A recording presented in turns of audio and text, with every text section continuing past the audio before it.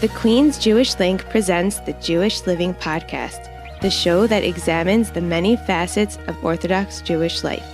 Here's your host, Izzo Zwirin.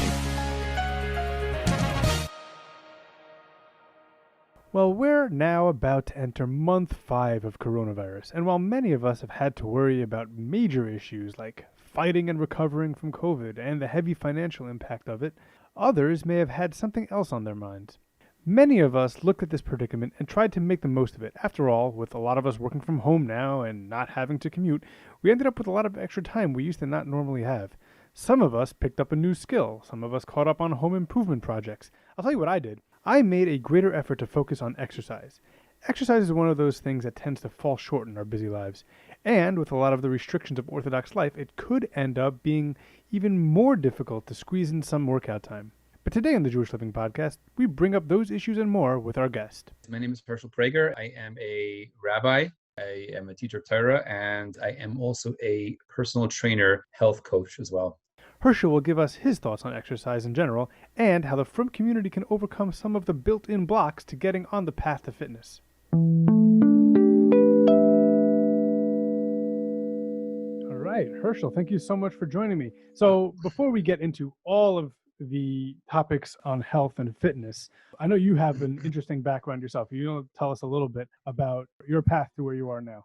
Yeah, absolutely. So my background is I grew up in Hershels, and I was not raised from. I was Baruch Hashem, my parents. My mother raised me with values of derech eretz, Kadmon Torah, which is very, very helpful to me. But I never actually went to yeshiva until I was 19 years old. So you were in. I read your Facebook bio. You went to Bronx Science, which is Yes. For people who are outside of the New York area. That's probably the most prestigious public school in New York. Each borough has their own top public school.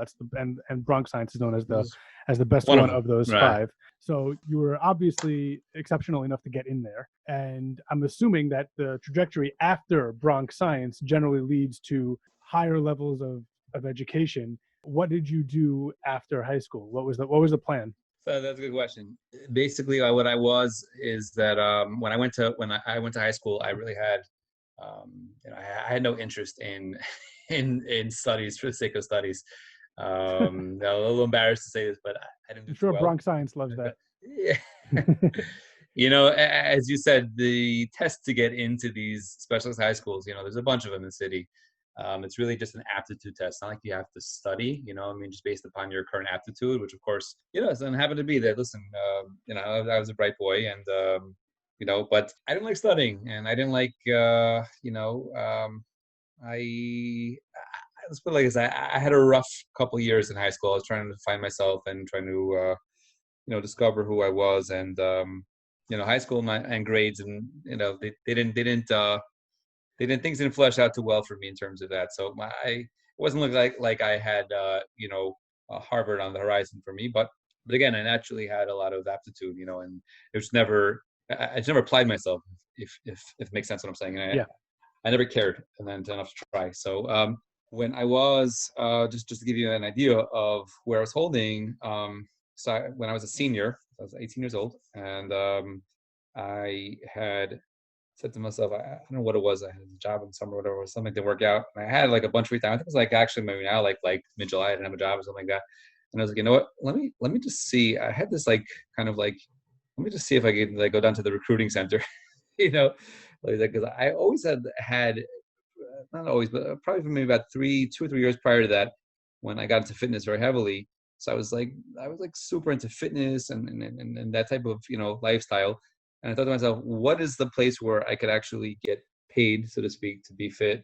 I could, they would reward me for that. And I could kind of at that time I was just in seeing the world and who knows, and getting college tuition because I wasn't getting any scholarships from my academics. So I was like, let me try the armed forces and all the armed forces, which one is the coolest one, which one is the hardest one, which has the most prestige, etc. And I said, let's go for the Marines. So I signed up. I actually was 18 when I signed the papers, which I believe was a legal binding document. This was in 1997, if I'm mistaken. Yeah, 97. I signed the papers in July, and I was actually training with them. There was this thing called the delayed entry program. So, which means basically every weekend they would come and I would do physical training and conditioning, and we would, speak the Marine Sprach. We would talk to each other, and these junior cadets who were basically waiting to go out into boot camp. When's your boot camp date? When are you gonna be, going to boot camp? So I had my papers. I was supposed to go July of the following year. Those were the next whatever after I graduated. I was entering my senior year. So I got very into the whole Marine mentality at that point. I didn't go to boot camp.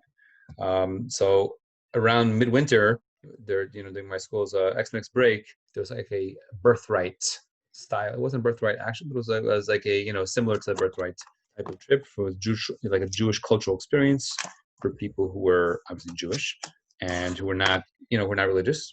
It was not from people. And, who had never been to Israel before. They don't want someone who's like, goes to Israel every summer. So I fit all those categories. I think it was ridiculously like subsidized. It was like $500 for like 2 weeks in Israel. Like, how can you pass it up? So I said, you know what the heck, why not? Let me do it. So I went on this trip, and it was really a very eye-opening trip. It really, really changed everything around in terms of where I was holding and just kind of the trajectory that I was headed on. Really made me think to do some serious soul searching and ask myself some questions and point myself in a different direction. All right. So now, as we heard in the introduction, you are both a rabbi and a health coach and fitness. And are you a personal trainer? You are a personal trainer. So yeah. I'm assuming that you mentioned that the Marines, your interest in the Marines probably pushed you in the direction of fitness. How did you get pushed in the direction of the rabbinate? Like, I understand that you things changed when you went on the birthright style trip. Yeah. But did it change all the way that you became a rabbi too? Right. So obviously, the Marines and being a rabbi don't exactly mesh hand in hand, unless you're a chaplain there. Which even that's not such a simple thing to do. I've spoken to a bunch of chaplains, and they say it's not so simple. But at that point, I was really on the cusp of having to decide. When I came back, it was like maybe December or January, and I had to decide what I was going to be doing with my life. Whether I was going to boot camp, and I grew up in Forest Hills. I actually grew up in a place that was near a yeshiva. Now, I used to see these guys from yeshiva. That's the Yeshiva Chavetz Chaim, for anyone who knows, and the old building was in Forest Hills. And I used to see these people because the elementary school that I went to was placed, it was adjacent to the old Chavetz Chaim building. So I used to see these people like when I was in class, I used to go to the bathroom, whatever. I used to see out the windows and these yeshiva boys in white shirts and black pants with these strings hanging out of their pants and these black velvet yarmulkes on their head, skull caps, playing basketball, because it was public school, so they would be on their lunch break, they were being a storm, whatever.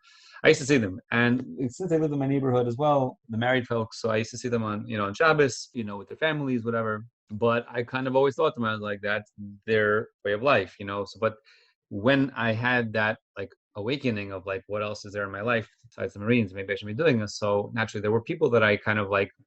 I turned to the Young Israel Parstos. A fellow by the name of Rabbi Wagner, who was very instrumental in helping me out. He was the Rabbi of the Young Israel at that time, and just different. There were different people who were instrumental on the journey.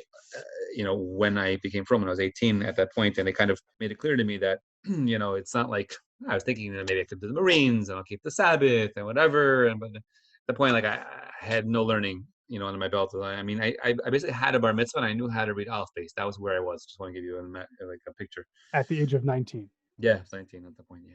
So I became affiliated with. I basically went to Israel. To make a long story short, I went to Israel. I had a bunch of very, very good people that I was fortunate to have in my path steer me to. I went to Or Sameach, which is Mile Daphna, and that was a great place to get my beginning at, my start.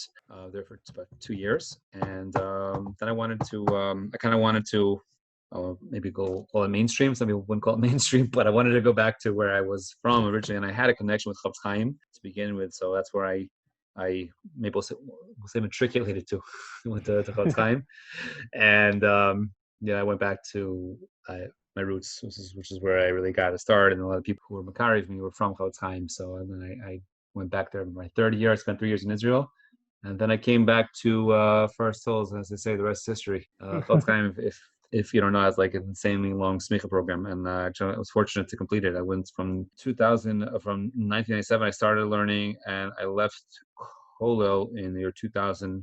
2011, I got my first job. And I've been there. So in 13 years, you went Yeah. from knowing the Aleph Beis to Smicha. Yeah.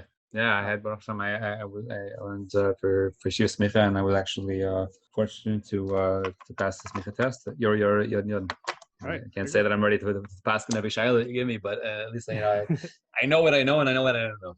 So I want to get into the fitness, which is what the main part of this show is going to be about. First, I want to talk about fitness in general, issues that face everybody, not just Orthodox Jews. We'll get into that at the later stages of this show. But let's talk about some of the overall challenges facing people when they're starting out. Let's start with when people are starting out on their fitness journey, like somebody who's never worked out before, someone who said, you know what, I need to get in shape. Some of those challenges that people face, and how do you recommend people get over them? So, I mean, I think just like anything that someone is not used to, or they're not acclimated with, it is it can be intimidating. If you don't have a background in something, if you would ask me to jump into programming, I'd be like, huh? Like, what do you know? You'd be like, I don't know programming. Let me go speak to a programmer. If you've been doing it and and you're reading it and you're into it, then it's something. It's okay. You do a few codes and this, whatever. But someone who's not, or even someone who's not tech savvy, to give you an example, let's say if you give someone, and I know you give someone, let's say, an older relative, and I give them, an iPhone or something like that, or it's fun. I say, just download this app, which is it's no big deal. You and I can do this. Not a big deal. Just go to the app store and you do it. But I'm like, I don't know how this app. I don't know what you're talking about. It's like, I don't know it. It's a certain mental barrier, perhaps, that if a person is like, I'm not used to it, I don't know, and so certainly for going to, I mean, there's a separate problem for someone who's frum, going to a gym, but certainly it could definitely be overwhelming, is I think the feeling that people will have. So that getting over that initial not knowing what to do and having someone to help you and to understand you and to, guide you, almost give you a shulchan aruch, lahavdil, what to do, A and B and C, and to walk you through, which is really what I try to do for my clients, and I'm actually trying to come out with something like that as well on a broader scale, to basically guide them by the hand. Those people that don't have a background, there are many different levels, of course, but someone who is, like he says, mamish and newbie, has no background in it, right. Obviously, for somebody who has been working out, to progress is probably a little easier than for someone who's coming in flat. Oh, well, you know what? I'd actually say like this. I would say that I'd say sometimes it's funny. Some people who are mamish nubu, have no experience, they will see gains quicker than someone who has, we'll call like an advanced beginner. Sometimes for someone's advanced beginner, they think they know it, and they're not doing they have certain blocks that are impeding them. So they might know certain things, but maybe they don't know that well, or there are certain plateaus that they reach. So sometimes it's a little bit more challenging when you kind of reach a certain plateau, to advance in your training. But definitely each state has its challenges, but you asked me about like someone who's mamish, like a newbie, some of the right. So those are the I mean, like someone who doesn't know anything, and then there's just then there's the I mean, anybody, whether you're Jewish or not Jewish, is going to have the I think when I was taking my certification test, it's one of the things they say. I think they say that if I recall, the biggest blockages, impediments to that are basically time inconvenience. That's what it comes down to. I don't think there's anyone who'll tell you that they don't want to be fit, Right. They'll say, I don't want to be healthy.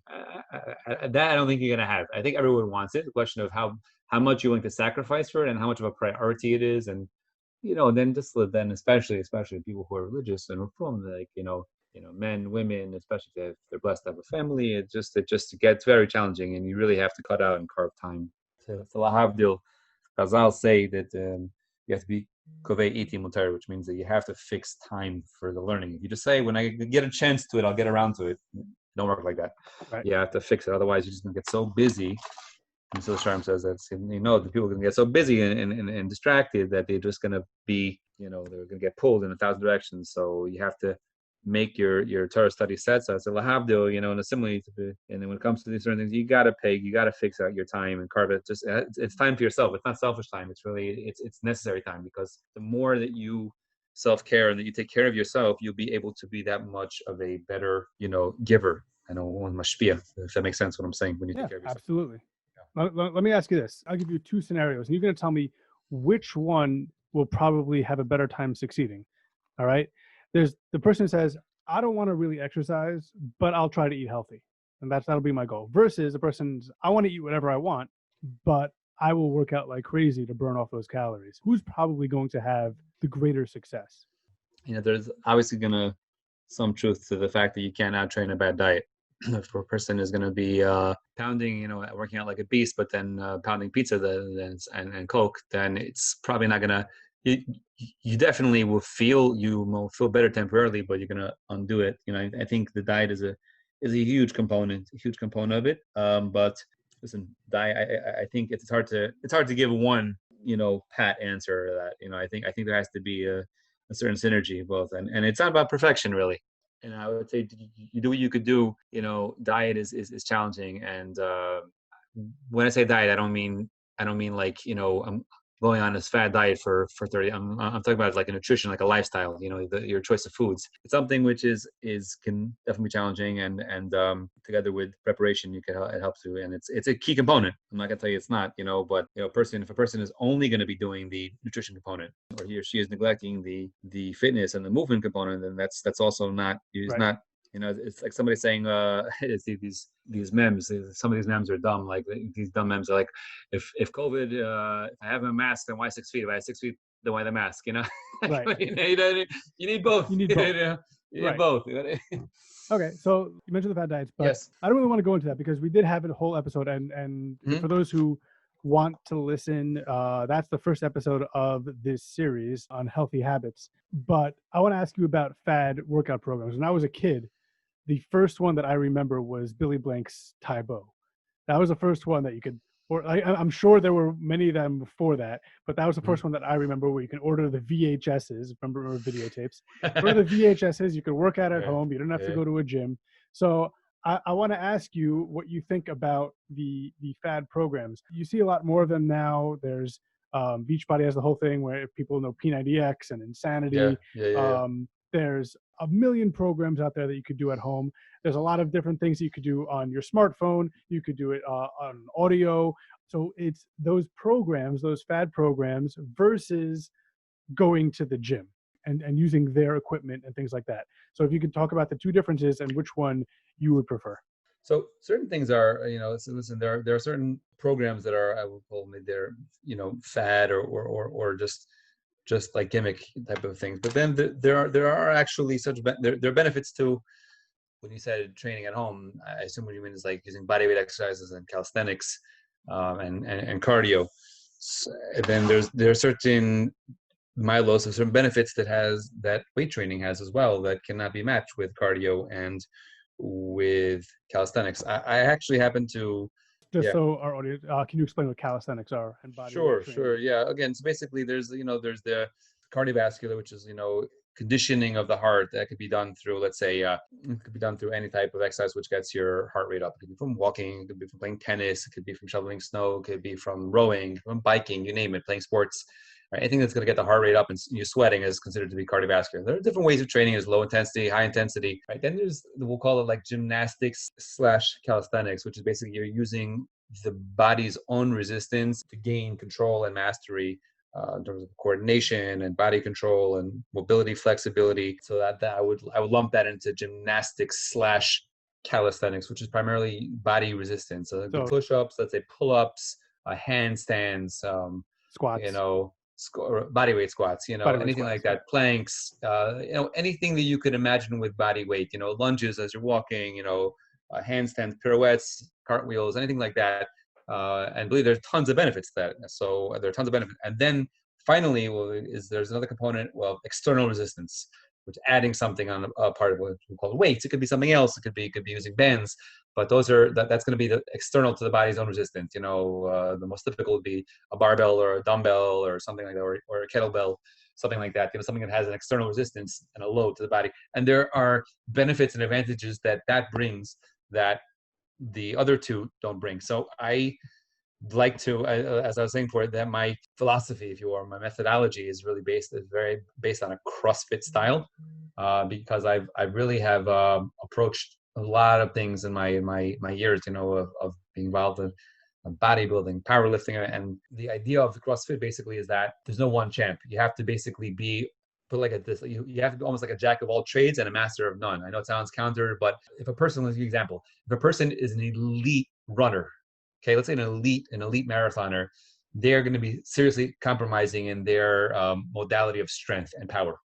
Okay, and you could look at the bodies of some of these long distance runners, right? They're very, very thin, very thin. Now, I'm not saying it's bad, but you want to kind of be ready for everything.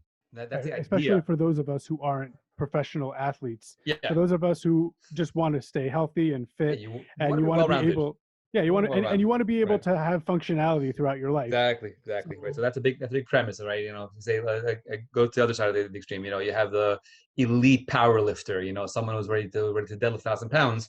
He will be hard pressed to do a pull up. He, or be able to do a dip. You know, to push his body weight up. Or to run. We say that there's disadvantage of that as well. So you're right. We're not elite. We're not training it, but what we want is, as you said, functional mobility for everyday life, and that's why I love CrossFit so much. Is basically there's a couple of tenets to it, which is constantly varied functional movements. All the movements. It's not going to be just you're not doing curls, you're not doing extensions or flies. You're doing functional movements that replicates the body's natural pathways, and it's with high intensity as well. So. I mean, like I could get toasted with something. I have clients which after 25 minutes they're like, I'm done. You know, so they don't have to spend like I hear some bodybuilding, friends just like, oh, you have to work out for 90 minutes, 2 hours. Not true. You know, first of all, we don't have that time to do on a daily basis, anyways.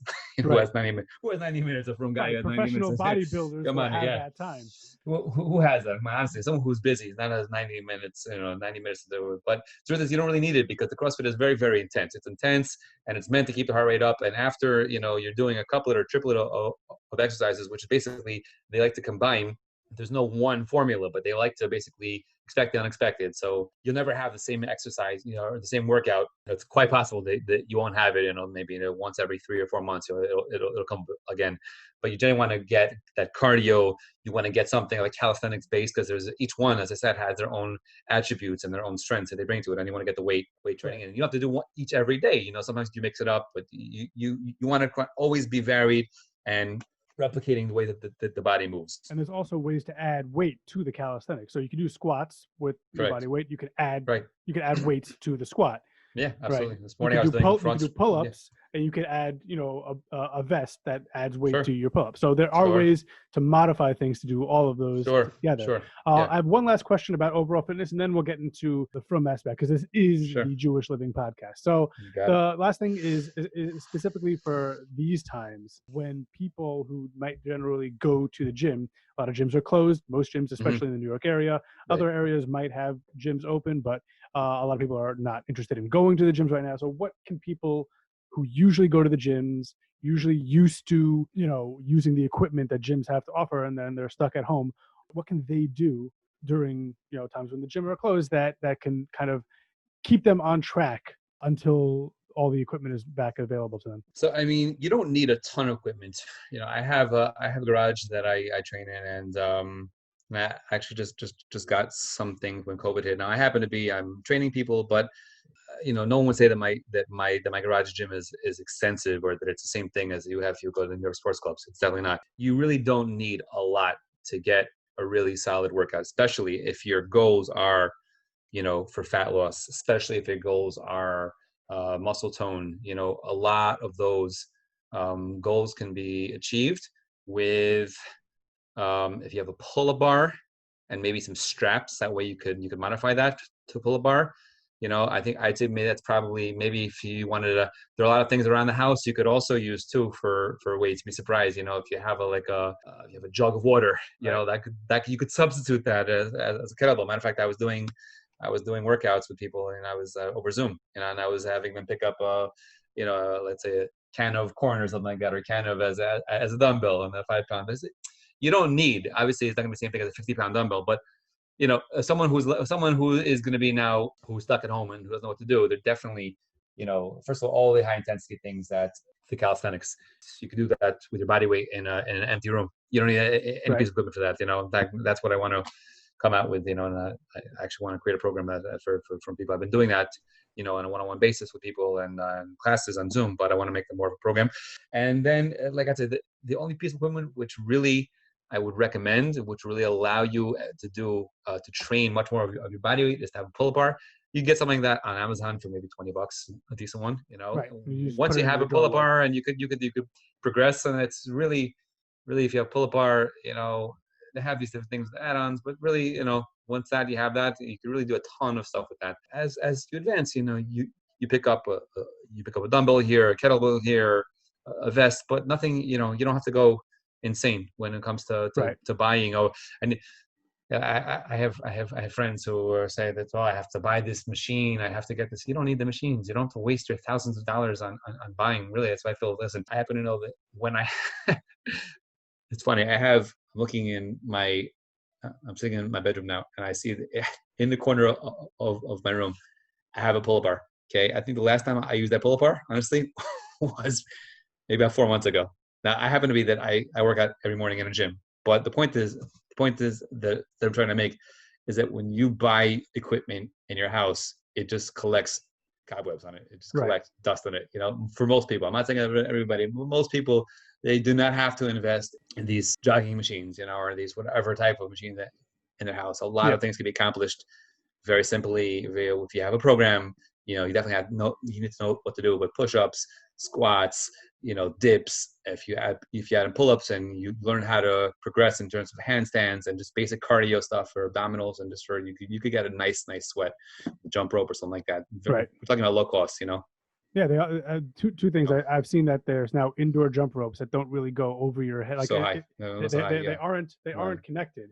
It's just two handles with like a ball chain at the end, and it gives you the thinking that goes, but you never have to feel trip that over you're it, actually jumping, and you never have to worry about like hitting the ceiling or anything. Right. The other thing that I saw for anybody who wants to have kettlebells on the cheap, because kettlebells can be very expensive. They could be expensive, right? But I went to Home Depot and I got some piping, and I built an adjustable kettlebell out of 1-inch piping, and then I bought like plates that you could put on the kettlebell. So you have a kettlebell. It's not exactly what a kettlebell is, because listen, if you're do-yourselfer, that's even better. Yeah, you don't have to all these things. Yeah, sandbags. You get a sandbag, and you can pay. You'll pay if you go online, and you'll pay $150 for somebody. You go down and get some sand and a sack. And tie a friend of mine built a sandbag out of duct tape.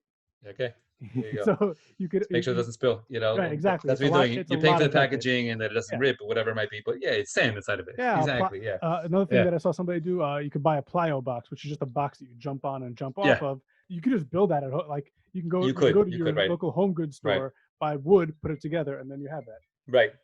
I actually invested in one of those because I have a soft one, because I have kids classes. So if a kid will jump on it and they'll hurt themselves, that's why. But the plyo box is a fantastic piece of equipment. Yeah. Yep. Explosive jumps and push-ups. Yeah. So now let's get into specific issues that face the frum community. I was going to start with Shabbos and Yontif, but let's hold off of that, because we were talking about programs that you're looking to put together. So from people who don't necessarily want to go and work out at a co-ed gym, a lot of the at-home workouts are co-ed. So for women who don't want to watch a video of a man doing something, or for men who don't want to watch videos of women doing something, there isn't a lot out there that is unisex. So for somebody who is looking for a coach, and I think there is one program out there that was made by a guy, it was a couple of years ago at this point, but there isn't a lot out there. So what could somebody like that do?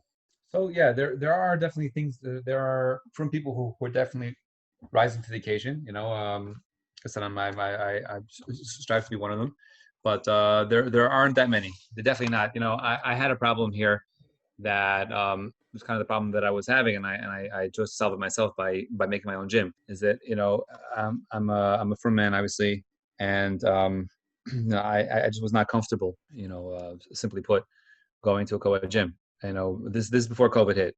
Like for the past, I was just not comfortable with the whole idea there. I didn't like it. My wife didn't like it as well. There are people who are not mocked on it, but there are people who are. So I'm not talking about for the people who aren't concerned. I'm talking about for the people who are concerned about these things. Right. So people who are. So for me, there was no legitimate solution for that. So it's been a dream of mine to make such a thing like that. I don't know whether it's sustainable to have like a storefront or something like that, where there's a heavy rent to pay, something like that, because if it's going to be for separate hours, has to be sustainable as well. But right now, I think the best thing the person can do is that if they reach out, especially with the internet, if you find yourself a good trainer, and depending on wherever your listeners are based, like I have clients and I have Zoom clients, but certainly if someone is local, there are definitely people around there that you have to find someone who resonates with you. And I had trainers who were men, when I started out, but what's person to do? I mean, really, they have to get someone who they feel comfortable with.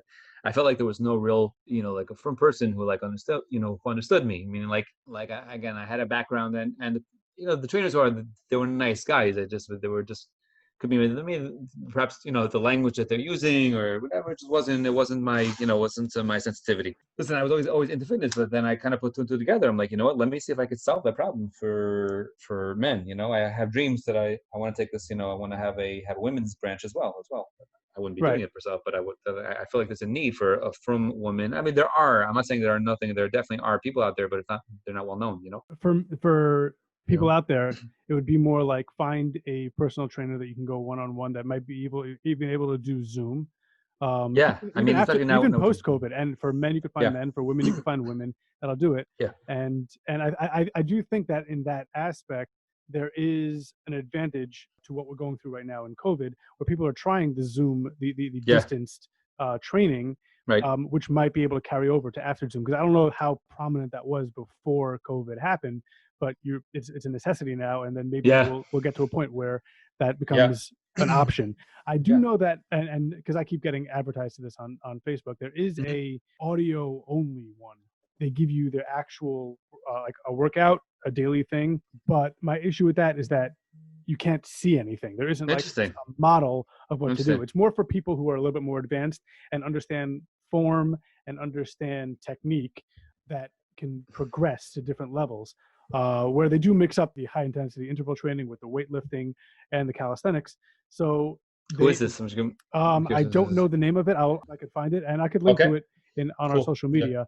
But I did do a trial with them. It wasn't for me, but I could see how it could be for somebody, and that could be a direction for you to go. And also, if you want to do I mean, right now I'm working very heavily on actually. I would love to have. I'm actually trying to poll different clients and see what their biggest challenges and what their struggles are, and I want to create a problem. I mean, I'm a frum man myself, and I think I also am kind of project those feelings as well. But I think what I'm trying to do is I'm trying to create a solution to those issues. I could actually put you in touch with a previous guest of ours who does polling in the frum community. Awesome. So if Please, you guys, that'd be great. He hasn't done a health one yet. I don't think. He might have done a diet one. I don't think he's done a health one. So if you guys want to collaborate on that, that's what he does. He's retired, and this is what he does full time. Awesome.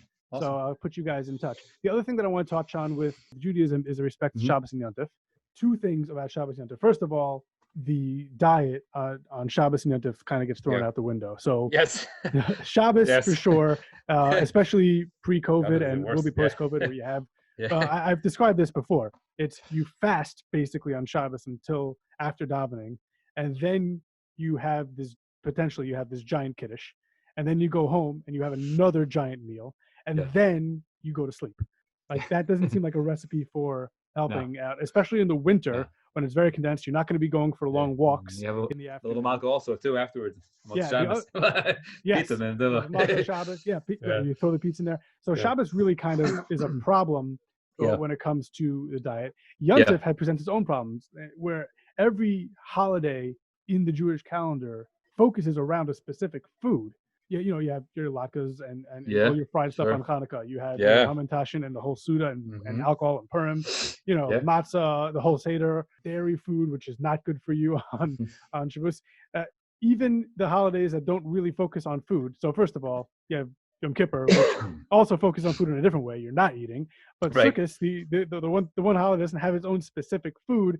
It tells you where you have to eat it. So every Jewish holiday really has, and we didn't talk about apples and honey, but every Jewish holiday has their own focus on food. So in addition to not being able to exercise on any of these holidays and Shabbos, well, Hanukkah and Purim, I guess technically you could, but in addition to not being able to exercise, you also are loading up on a lot of food. So what can we do to mitigate against that type of an issue that we face? So I mean, definitely one of the challenges and struggles that any frum person, man or woman, is gonna run into is how to balance the enormous amount of food, which is the supersized plates and portions that we have during our Shabbosim and our Yom Tovim meals. It definitely is a problem.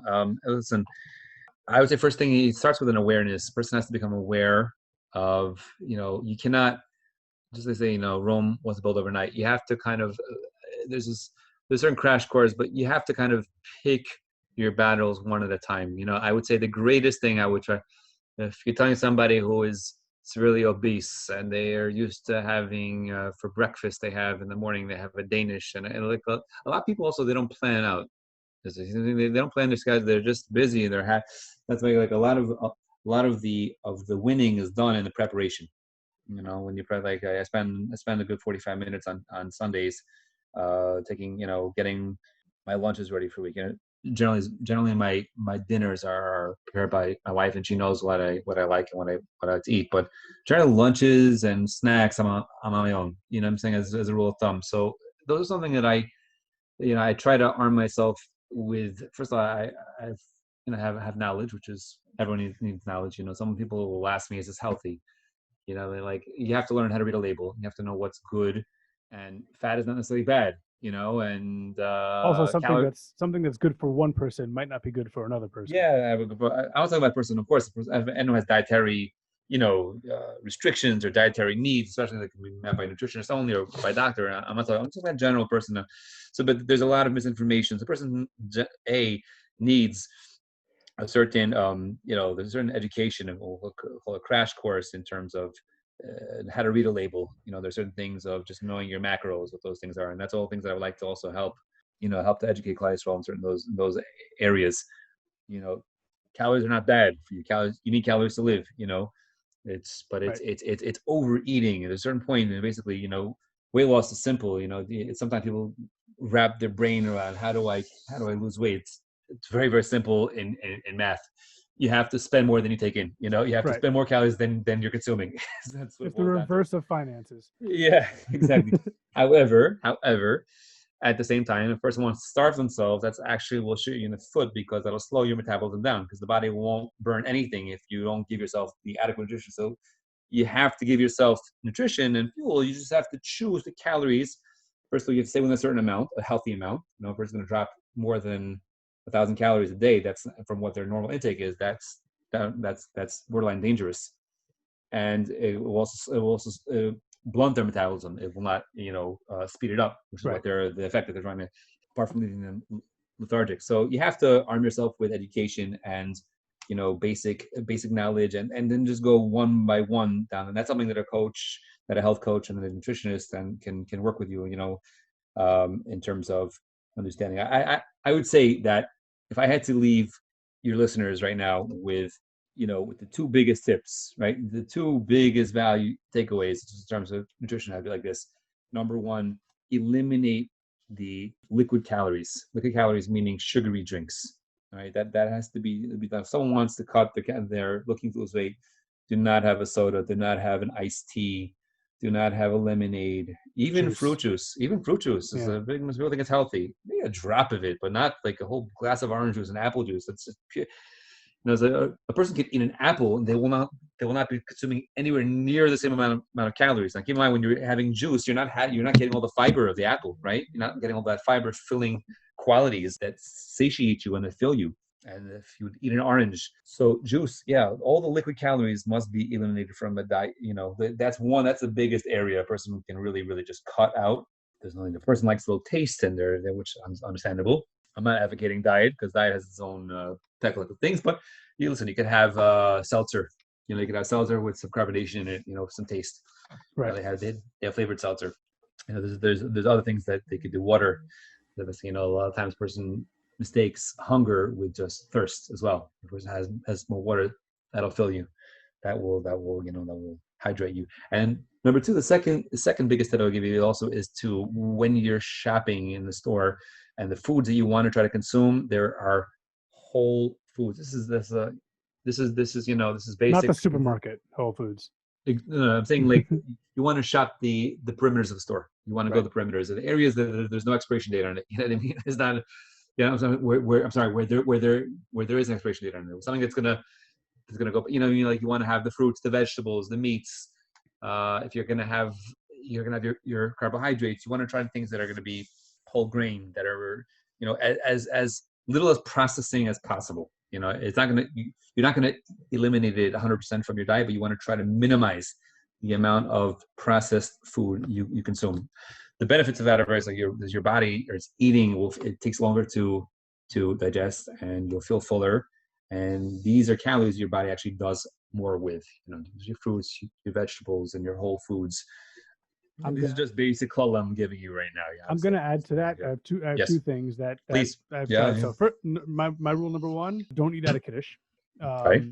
And rule number two is my wife's rule, plated appetizers at Shabbos meals. So instead of putting a bunch of appetizers on the table, everybody gets their own predetermined appetizers so that you're not just constantly eating appetizers. I like that. And then eventually you will move on to a main. So those are two things that we try to accomplish. So no eating at Kiddush and plated appetizers. So I'd like to move on to our final segment of Davar Acher. This is where I give my guests a chance to talk about anything else under the sun. Doesn't have to be about what we spoke about. And I'll turn it over to you, Hershel, if you have anything you want to get off your chest. My hundreds of listeners would love to hear it. All right. So yeah, thank you for giving me this what's the word? Soapbox, as I say, right? Soapbox. Listen, this happens to actually have this actually has a fitness angle to it, but I think it really speaks to the political climate that we're in right now. I mentioned earlier that I'm a big fan of CrossFit, and I subscribe to their methodology and their whole philosophy. And I don't know if anyone has been following a little bit about what has happened to the CrossFit. There was a ton of controversy involving the former. At this point, is the former owner and the CEO of the business, because of an opinion that he expressed regarding the whole George Floyd thing. And I actually looked because I was curious as to what, I don't have Twitter on my phone, but I saw, because I get the CrossFit emails, and there was a whole bunch of, this happened about a month ago. And I actually looked as to what the fellow's name is Greg Glassman. He was the owner of CrossFit. I actually looked to see what was all the controversy about. What did he actually say? From what I saw, the little bit of research that I did, it was not something that was a blatantly racist comment. He was merely expressing his opinion that he made this something to the. I think basically it started was that, at that time, everyone's asking, any business. They were asking IBM, they were asking Amazon, they were asking Apple, what's your stance on Black Lives Matter? Right? And I think he didn't respond, or he might have said something. He might have said something to the effect that that what happened was a tragedy to George Floyd, but I don't feel this is what he was saying, that there's a systemic issue in the country, and then which is symptomatic of a greater problem of police brutality and police racism. That was his opinion. All right. The word that, from the fact that I don't know the exact word I would use to describe it, but he was vilified immediately. All major brands. I mean, like CrossFit is probably the number one brand, if not one of the number one affiliates in the world. It has like a ton of franchises, over like 13,000 franchises.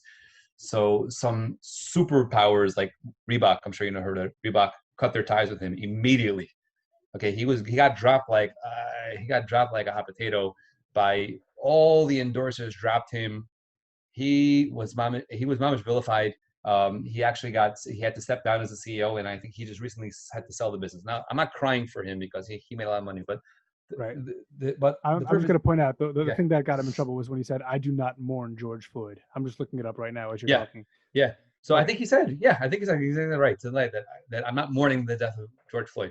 Right. So I think that's something that a lot of people will feel, that they were necessarily don't agree with the behavior that was taken, but they're not going to go to the extent to say that I'm mourning over his life. So he was, like I say, he got basically chopped down, and he got his whole business over. His lost. He had to sell it. And I recently received an email from people that basically, there were like 3,000 affiliates divested themselves of any connection to him because of his comments. So to me, it just seems like what is bothersome to me is that, the man is expressing his opinion.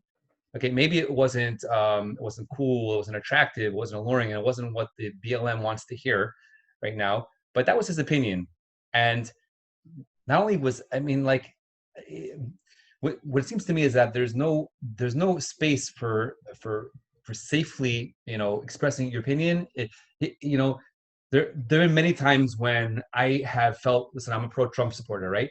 But sometimes if you express your opinion to certain people, it becomes almost like you have to be concerned about in terms like violence and being bullied and sort of things have become so polarized that the man, I don't even think he said, again, I didn't do extensive research, but I think that he didn't actually say something blatantly racist. He just felt that it's not he just felt that it's not, he said, I'm not mourning for love. Right.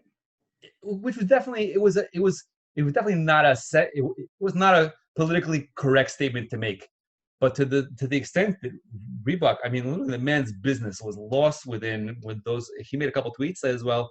He lost his business totally. I even got an email recently. I was just saying that people said, "What are you going to do now that CrossFit is out? We have other suggestions to do." Like, 1 second. The man let's say he made a dumb judgment call, which maybe, I think he also said it was a stupid, which is, by the way, a tremendous limud, it's tremendous Musar Haskell of the damage that you can get yourself into on social media because of a tweet that you make or something like that. Yep. He got, because his business is over. But let's see, which I think he admitted to the fact that it was a dumb comment and it was stupid and insensitive, but it wasn't racist. And there are many people who said many, many more racist things and they haven't been vilified. It just seems to me like it's just so upsetting that for some reason, this is the BLM has become the cool and the trendy and the alluring and the seductive thing. And if you're not with them, then you are the evil person. And he had an opinion, which I think most people have felt as well. Again, we're not saying that what occurred was correct. Obviously, it was wrong what happened, and that was a tragedy. It's the way that he was taken. But to put him in a martyr status, to give him a martyr status, honestly, I feel as well. I'm not mourning for him as well. Maybe Right. people will come and give me death threats now as well because I'm saying such a statement. Like, am I being racially? Am I being racist for him? No. But like, what's so troubling is that we live in such a climate when you can't express an opinion. That's very troubling because I saw from a CrossFit perspective, like that, the guy, he's basically the brainchild of it. He was a former gymnastics coach, if I'm not mistaken, and he kind of put together the whole chont, if you will, of the whole methodology and the nutrition of CrossFit. And I think there's have to be a tremendous benefit to the program. And it's tremendous, but people are just throwing it away now. Like, what are you doing? Like, again, and I'm not saying he's a tzaddik as well. I'm not saying he's a tzaddik. I'm just saying the man he didn't go up and say Hail Hitler, Right. He didn't say something like that. He did not say that. He just said a comment that it's just like, it's very troubling that like we live in such a society now, that where there can't be a verbal dialogue between people. It's Right. either you're, and then of course when the people really speak out, which I'm sure you're aware of, like on Twitter as well. Yeah. And then 12 hours later, then Twitter takes it down. You know what I mean? I Right. just feel like there's such a double standard. The real You know what I mean? egregious tweets are taken down. The iffy ones are kept up and left there to be analyzed Food forever. on. Yeah. All right. Yeah. So Hershel. that's something that would that bothers me, that double standard. And I think that CrossFit has a tremendous amount of benefit from it. But unfortunately, right now it's not popular because of his tweet. Which Yeah. I think is really dumb. I think it's very dumb that the fact that people are throwing away CrossFit because of call it an unwise tweet. Well, we saw that. made. We saw Yeah. those types of things happen with Peloton and not Peloton. What's the Soul Cycle and Equinox had an What issue. happened there? I don't know exactly what it was, but there Yeah. was a boycott. I think the owners of Equinox donated to the Trump campaign, so they were. They're Yeah. They're done. They're finished. Yeah. Finished. Yeah. So yeah, I hear Yeah. what you're saying. Where can people find more about you if they want to get in touch, if they're interested in what you have to say? Yeah. So I have a Facebook page. Rabbi Fitness, and also an Instagram page. I'm a little more active on Facebook than I am on Instagram. I also have a YouTube channel as well, which I try to come out with a video a week as well, so everyone can make a comment. And I have you can always email me at info@rabbifitness.com. Okay. And on my Facebook page, I also have a WhatsApp business number, which you can always leave me a message there, and I will get back to you. Would love to hear from people and how I can help them. And of course, we will link to all of those in the show notes and on our various social media pages. All right, Hershel Praeger, Awesome. Thank you so much for joining us this week. Thank you for having me. Appreciate that. All right. My thanks to Hershel Praeger for his time and insights this week. By the way, that program that I mentioned in the discussion that is entirely audio is an app called Aptiv. That's AAPTIV. They're not a sponsor of this show in any way, but for those who are looking for a trainer without having to worry about looking at something immodest, that might be a good place to start. For anyone trying to better their fitness levels, I hope this conversation helped, and I wish you much hatzlach on your journey. And for everyone else, as always, kol tov. The Jewish Living Podcast is produced by Swirly Pikus. Our theme song is The Band by A.B. Rottenberg from Journeys 4. You can email the show at jewishlivingpodcast@gmail.com. You can also find us on Twitter at Jewish_living. The Jewish Living Podcast is recorded in conjunction with the Queen's Jewish Link.